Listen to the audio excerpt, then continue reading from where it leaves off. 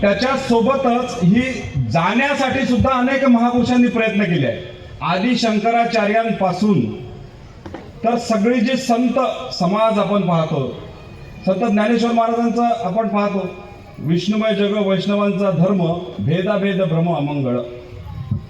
ज्ञानेश्वर महाराजांनी या जाती व्यवस्था जी आहे त्यांच्या त्या वारकरी संप्रदायात भागवत धर्मात त्यांच्या चौकटीत हद्दपार केलेली होती. त्यांच्यासोबत कोण होते? नामदेव महाराज होते, चोखा मेळा, गोरा कुंभार, सावता माळी, जनाबाई दासी, कान्होपात्रा नावाची एक गणिका,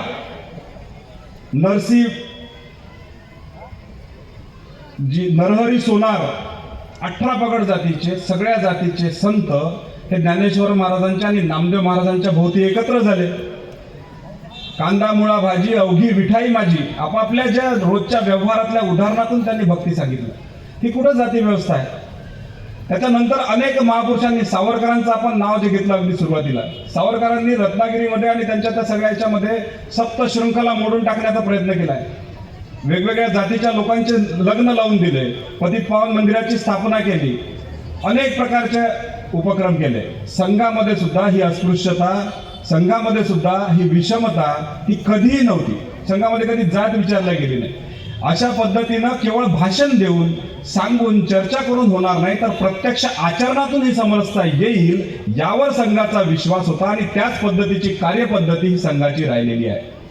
आपले जे दुसरे सरसंघचालक होते पूजनीय माधव सदाशिवराव गोळवलकर गुरुजी, त्यांनी त्यांच्या कार्यकाळामध्ये उडुपीला एक मोठं संमेलन घडवून आणलं. सगळे जे धर्माचार्य आहेत त्यांना एका मंचावर, जे कधी एकमेकांच्या सोबत राहत नव्हते, एकमेकांशी पटत नव्हतं, त्या सगळ्यांची मोट बांधून त्यांना एका मंचावर आणलं आणि त्या सगळ्यांकडून त्यांनी वदवून घेतलं, हिंदवा सोदरा सर्वे न हिंदू पतितो भवेत, मम दीक्षा हिंदू रक्षा मम मंत्र समानता. हिंदू हा सहोदर आहे, हिंदू हा भाऊ आहे, एकमेकांचा भाऊ आहे. तुम्ही आम्ही सकल हिंदू बंधू बंधू. तो अस्पृश्य कसा असेल? तो असणार नाही. तो अमृताचा पुत्र आहे आणि हिंदूंचं रक्षण करणं हीच माझी दीक्षा आहे.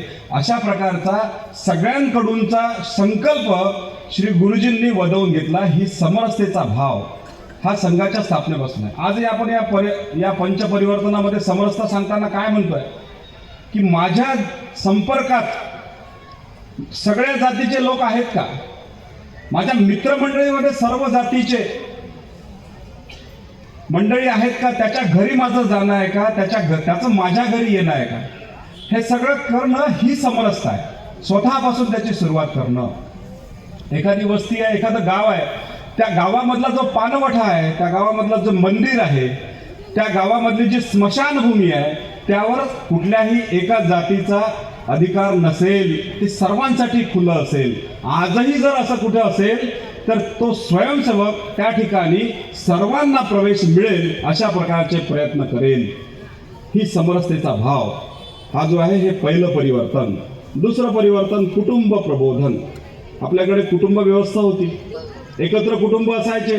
जी ज्येष्ठ मंडळी आहे त्यांना माहिती आहे की त्या एकत्र 3-3, 4-4 भावांचं कुटुंब, त्याच्यामध्ये त्या महिलांना सुरक्षितता असायची, मुलांवर संस्कार व्हायचे, एखादी आश्रित तिथे असायची, गाय असायची, येणारे जाणारे असायचे, संतांचा सत्कार व्हायचा. आता न्यूक्लिअर फॅमिली आली, छोट्या छोट्या फॅमिली आल्या, कामाच्या निमित्तानं, अन्य निमित्तानं लहान कुटुंब आले आणि मग हे सगळ्या